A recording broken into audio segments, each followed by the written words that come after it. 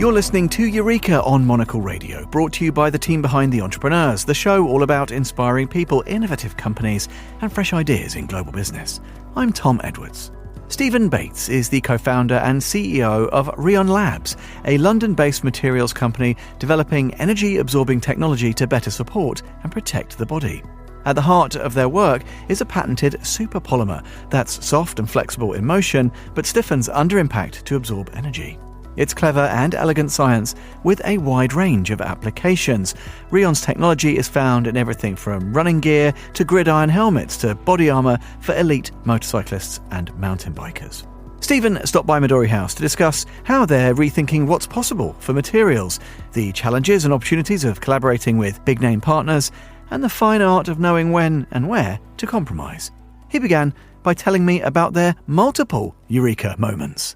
You know, businesses like ours are often formed from eureka moments, and we've had quite a few of them along the way. But the one you refer to is, in a sense, it's the eureka moment that was the bringing together of two people, myself and the technology founder, Dan Plant. Now, we hadn't met until the beginning of the business, but about 15 years earlier, we'd both had very different eureka moments, actually very, very different, as you'll hear in a moment, but at roughly about the same time, surprisingly.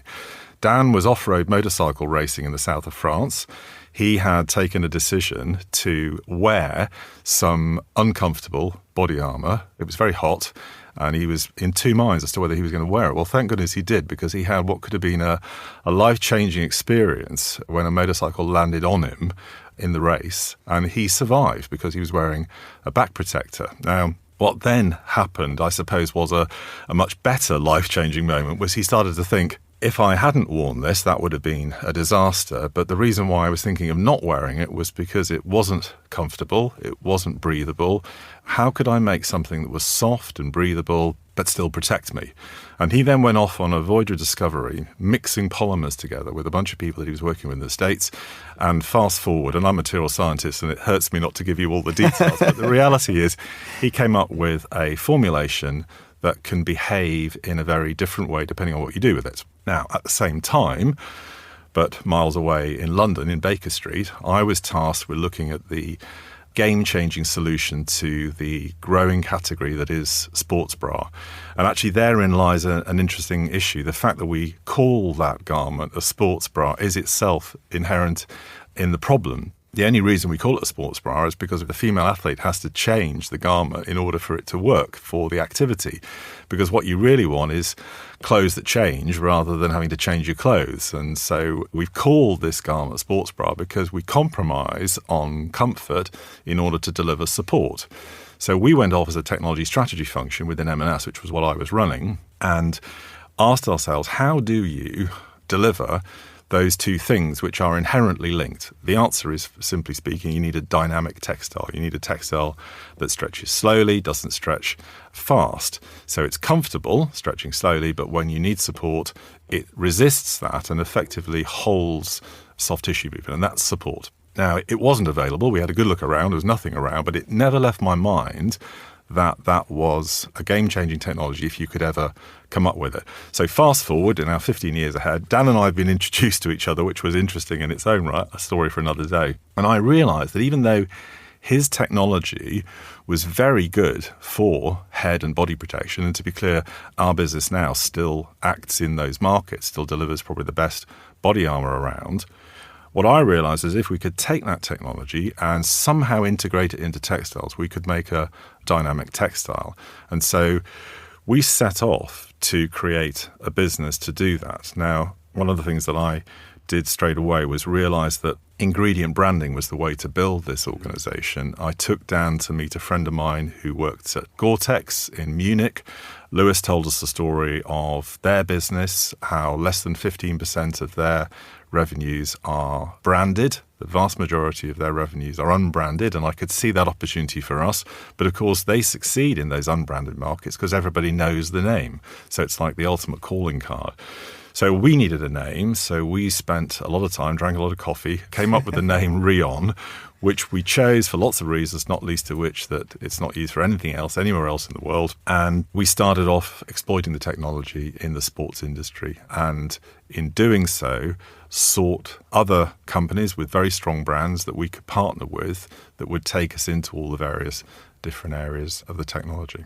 I love this. As you said, it's not just one, there's probably 2 or 3 light bulb moments, and it has the kind of mad professor component. And just to interrogate that, you've already alluded to it, but a reactive, dynamic constituent parts. It's formulated from superpolymers. Now, I know you can't sort of give us the entire, you can't reveal all the trade secrets, but a little bit on process and what this is. What is the tech that enables those functions you've described? Just briefly give us, because we've probably got some material scientists listening in, Stephen, chances are. Humour them with giving them a bit of the insider skinny. The simplest way of thinking about our material, it's like the plastic version of an alloy. Now, an alloy is a mixture of metals. You mix 2 metals, you get a property that is unlike the property of any of the individual ones. We all understand brass. It's nice and strong. You can make bells out of it. It's a mixture of copper and tin, both of which are soft. How does that happen? Well, let's not explain how that happens, but the point is you can do it with plastics, and that's what Dan did. He mixed polymers, and he created a polymer that's soft when you move it slowly, but stiffens very dramatically when you move it fast. And that characteristic, we call it strain rate sensitivity. We've all seen it. We've all experienced it, even if we don't realize it. And one experience you can have of this is running on the beach. If you run just where water and sand meet, it's hard. And if you run on that, it can run like running on the road. You move up into the soft sand, and it's very hard to run. You run into the water and the same effect. But what you've got is a perfect mixture of water and sand, and you get that stiffness. But if you stand on it, then your feet will sink into it because it's not then being hit quickly, and it just settles and moves away. Now, that strain rate sensitivity is physical in sand and water. We do it chemically within our material. Do you know what? That's very good, because I understood that. Generally, scientifically, I'm absolutely nowhere. Talk to me then about that conviction. It's interesting. I think the comparison with Gore-Tex is interesting. How do you ensure that you are building on those sort of foundational brand values when, as you say, you are already aware that in terms of use cases, you're subjugating the brand strength into other brands or non-branded apparel or whatever it might be? You need a particular kind of confidence, I guess, about your product maybe to do that. I don't know. Tell me a bit about that, because it's not the most common entrepreneurial experience that I hear. No, it's interesting. If we can take the Gore-Tex example again, it wasn't just where we sort of went to think about strategy. It's also about the advantage that Gore-Tex brings. Prior to it, you couldn't have breathability and waterproofness, because in effect what it's doing is it stopped water getting through one direction, but it's letting water get through in the other direction. So previously that was impossible, and therefore there was a compromise. You either needed a waterproof thing that was sweaty, or you wanted something that was going to be breathable, but that's because that was just going to leak. So the idea that something that wasn't possible is now possible is exactly what we're all about. And so we have written down the walls of our reception area, rethink possible. So everyone sees that as they walk in and out of the office every morning, because that's what we do. And we have to encourage our partner customers to recognize that the compromises in their current products can become a thing of the past. They no longer have to trade one property with another. Go back to the sports bra. You don't have to trade comfort and support. You can have both. And that's the same in all the categories that we operate in. We look to see where is compromise making the end product less good than it could be. And then we offer our partner customers a solution that allows them to deliver a product that actually far better meets the needs of their customer. And that's the ingredient technology. And we publicise it via the ingredient brand, so our name appears on the product and carries that benefit. Let's talk about some of those partners, because there's obvious lines of fit with, I don't know, an Adidas, but then there's others. If we look at Harley Davidson or whoever it might be, Rafa, it sort of makes sense almost intuitively. Is there an example where, though, it's been a surprisingly effective collaboration, even by your own expectations, Stephen? I wonder where you kind of thought, this is the use case that demonstrates this thing can be even bigger than we were hoping, perhaps? Our partners have always been chosen to be significant brands in their own right, obviously, but innovation-led and in a category where they not only would recognise and deliver that benefit, but also shine, as it were, a light on us as their partner. So we started off, because it was where the business originated, with a brand called Fly Racing in the States, very much the premier motocross brand. They're still a big customer of ours. We moved into skiing with a brand called Rheon, who make a very innovative ski helmet. We helped them to expand their business. We then stepped into the world of cycling, and the obvious brand in cycle clothing was Rapha. We helped take Rapha from the road onto gravel and into mountain biking with some body protection products.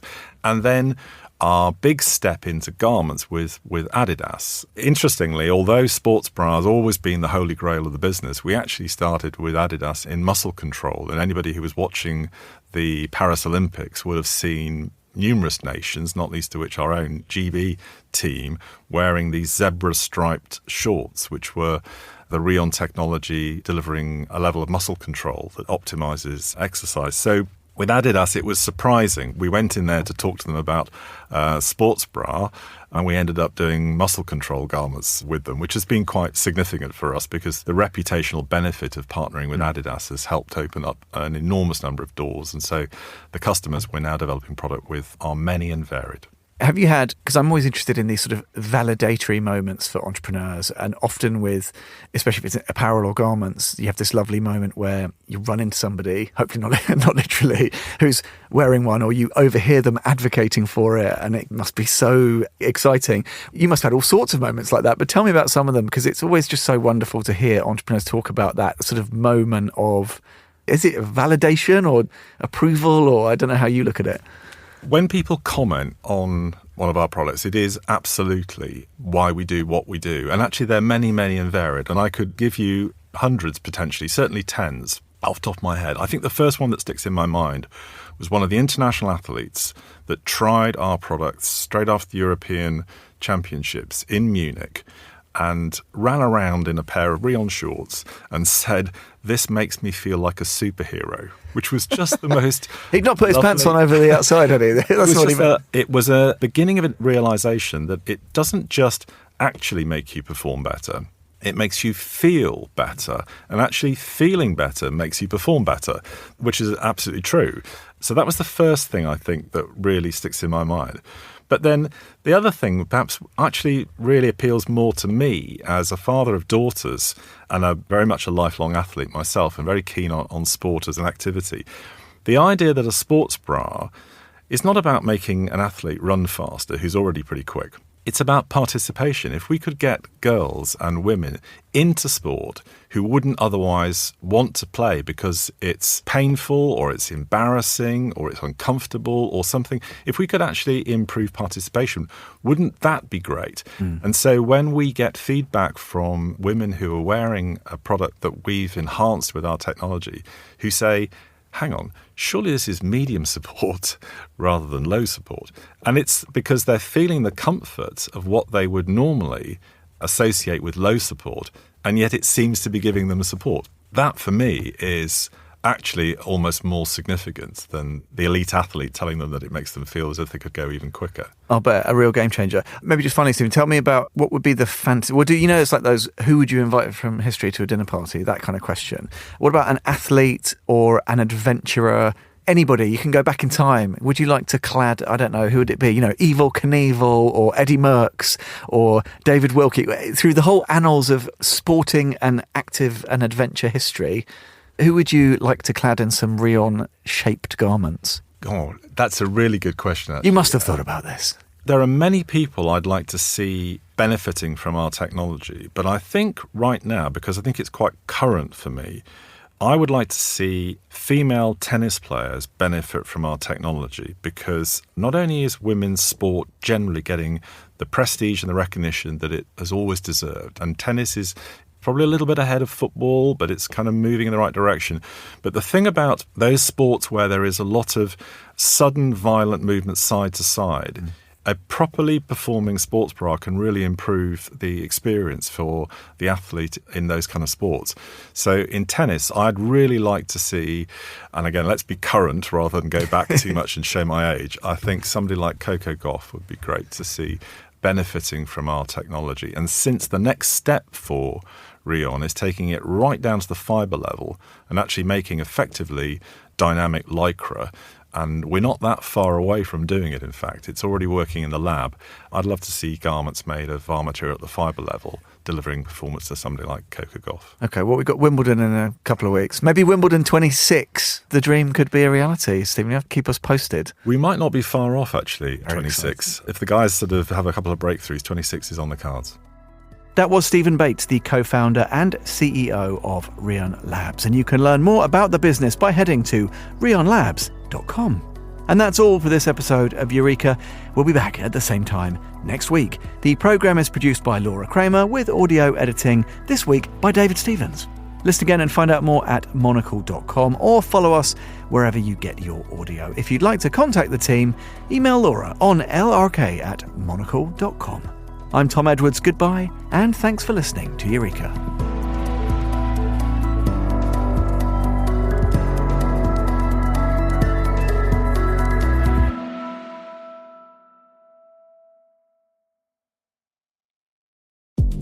Are you building something better? So are we. This September, Monocle's Quality of Life Conference brings together founders, creatives and changemakers for 3 days of smart conversation, big ideas and generous hospitality.